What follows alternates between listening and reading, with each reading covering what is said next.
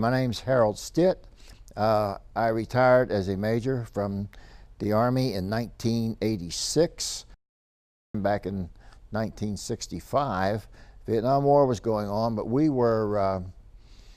they weren't drafting married men at that time. And then all of a sudden the situation changed, and they were now decided they were going to draft married men with no children. Well, now I'm caught up in that web. So I decided, no, I'm not going to let them draft me. I'm going to join the Army and go to flight school. I did join the 191st Assault Helicopter Company at Fort Bragg. We were forming up a new unit, and we took it to Vietnam.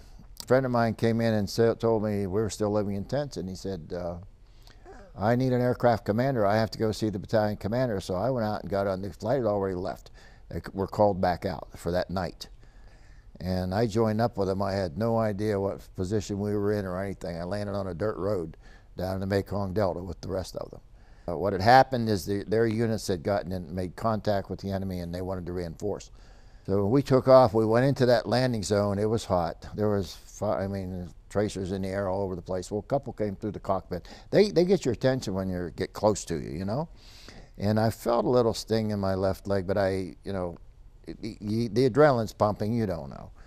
When I was coming back out of there, I felt something warm and wet, and I knew I hadn't done anything to cause that. I had a pilot with me that had been in Vietnam less than 2 weeks, had about 30 hours flying time there. Now, he's in the worst situation. You can put a helicopter pilot in Vietnam. I'm sorry, that's it.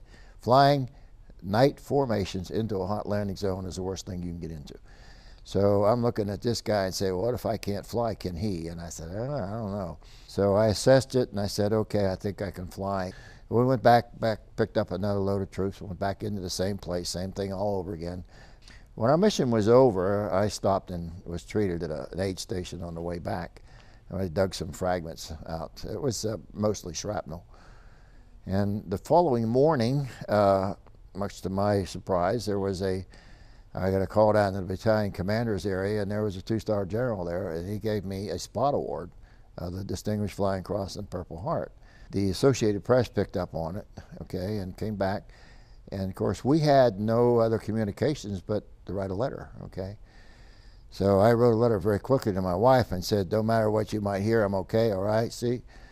Well, the following day, got a phone call from the local radio station and said, how bad your husband get shot last night? That's how she found out. So she's my hero, bar none. The ladies went through it, period. They are really not recognized for what they did. The very name, the Hall of Heroes, kind of makes you shudder a little bit. We didn't look at ourselves as heroes. We didn't do what we did for somebody to pin a medal on us. And seeing what the group of people that I'm joining, okay, I feel very, very humble and very pleased to be with them. I'm feel very honored and pleased, and I've been treated so very well with this. And I only wish that my hero, Virginia, my wife, was with me, because she's a part of it, a very big part of it.